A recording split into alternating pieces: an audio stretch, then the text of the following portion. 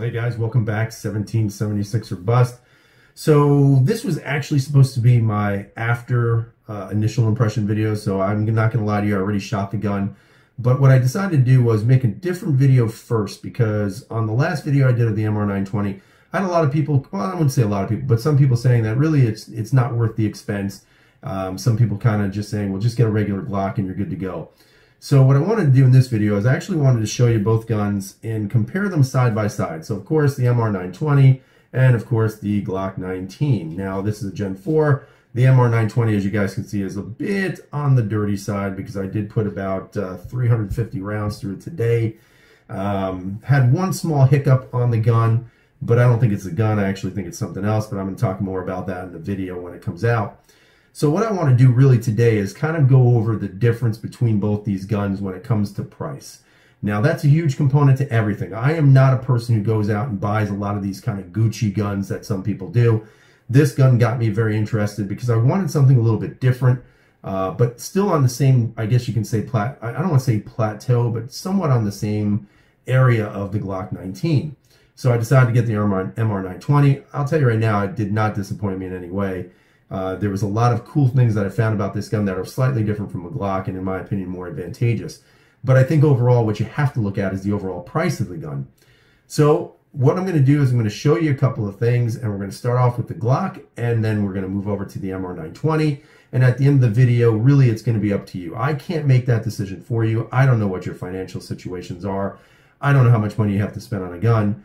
And at the end of the day, it really isn't up to me to make you, I guess, convinced which gun is better. And if anybody out there is on YouTube trying to convince you which one to buy, they really shouldn't be, because at the end of the day, it's going to be your choice. Only you know what works best for you. In my case, I'll tell you, I really like that MR920. I think it has a tremendous upside to it versus the Glock19. But what I'll do is I'll show you those pictures and we'll go through it as a list. And at the end of it, you guys can leave some comments down below and tell me what your thoughts are. So let's go to the table. All right, everybody, here you go. The Gen 4 Glock 19 that I currently own. I think this gun can easily be said to be probably one of the most popular firearms in the world, if not the most popular firearm in the world, based on the fact of its usability and, of course, its customizability, which is always big. So it enters, of course, the Shadow Systems MR920. And the big question is this gun really worth it? So that's what we're going to look at today. I'm going to give you kind of an analysis step by step in regards to which one has what and what the costs are. Now, keep in mind, a lot of this is MSRP and doing some research. So the Glock 19.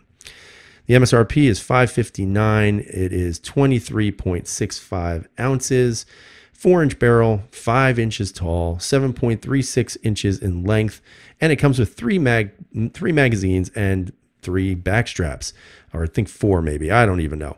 But again, it's pretty bare bones when it comes to what it comes with. Obviously the sights are a little bit iffy. They are plastic sights. Not a lot of people really like them. And then on top of that, you have kind of a questionable trigger. Now, again, Glock triggers aren't the worst in the world, but they're certainly far from best. But are they manageable? 100%. There's no doubt in my mind that these guns are pretty darn good.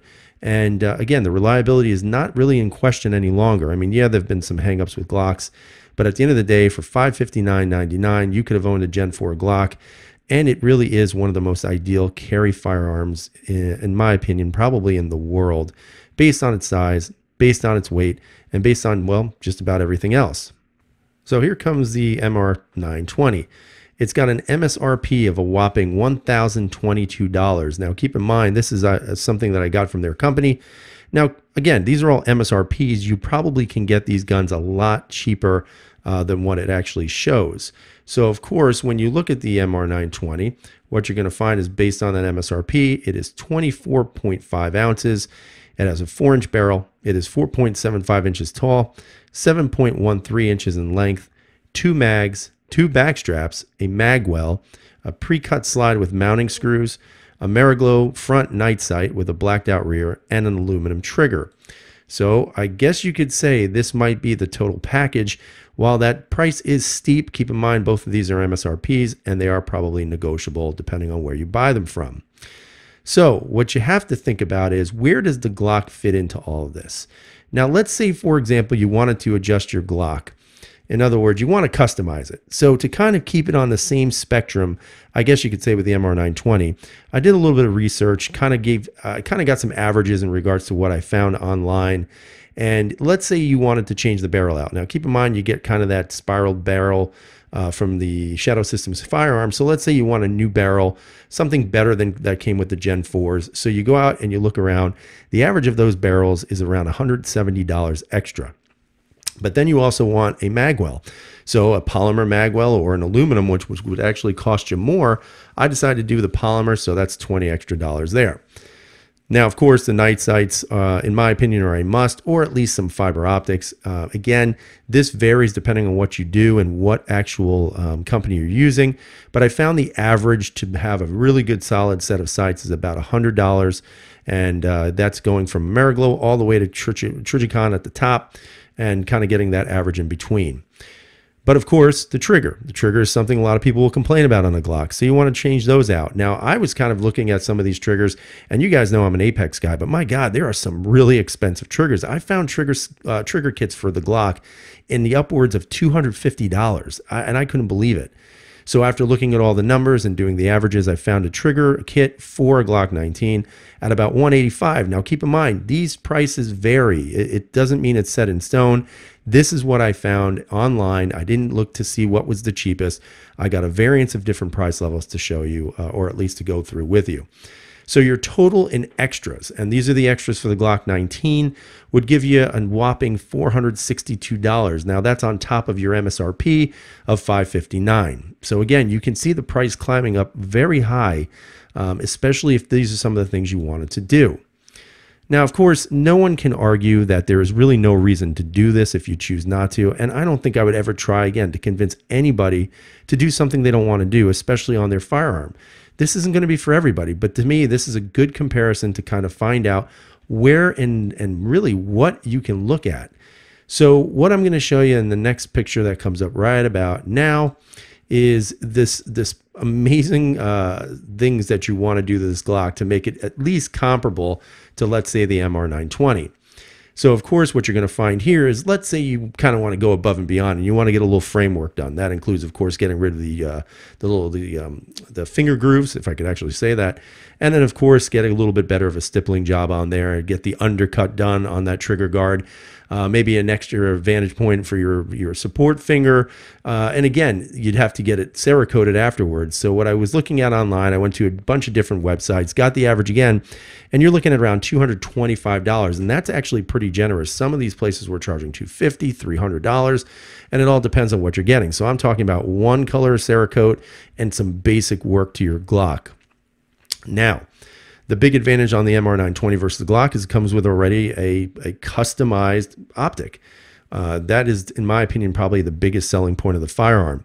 So let's say you wanted to go get an optic cut done for your Glock. Well, that's going to cost you about $180, which is about average, and it's pretty low average, actually. So now, at the end of the day, if you're looking at this gun, what is it that's going to make you think this is actually more valuable than that MR920? Now, keep in mind, we're looking at with everything that I just mentioned. And again, this is just choices. This isn't saying you have to get any of this done, which many of you will not do. But there are some of you out there that are going to decide to do this at some point. What you're going to find is if you chose to customize your Glock, that gun that started at $559, with all of these choices that I put on here, it's actually going to cost you $1,439.99. Again, these prices are not 100% real, I guess you could say, because a lot of this is MSRP. And again, I can't look up every single price of every single thing that I'm mentioning here. So I'm coming up with the averages that are about average for the market at this point, if not even a little bit higher. So what is it going to be? Are you going to pay that $1,000 and change, or are you going to pay $1,500 and change just about to get the gun that you want? And really, it isn't for me to tell you what to think, but I think this gives you kind of a good idea of what you have in an MR920 versus what you could have with a Glock19. The ultimate question is going to be, do you want to spend that money? So leave those comments down below. I'd love to hear what you guys have to say. As always, again, thumbs up would always be helpful. If you haven't subscribed, please subscribe. And we'll see you in the next video, which will be the post-shooting video of the MR920.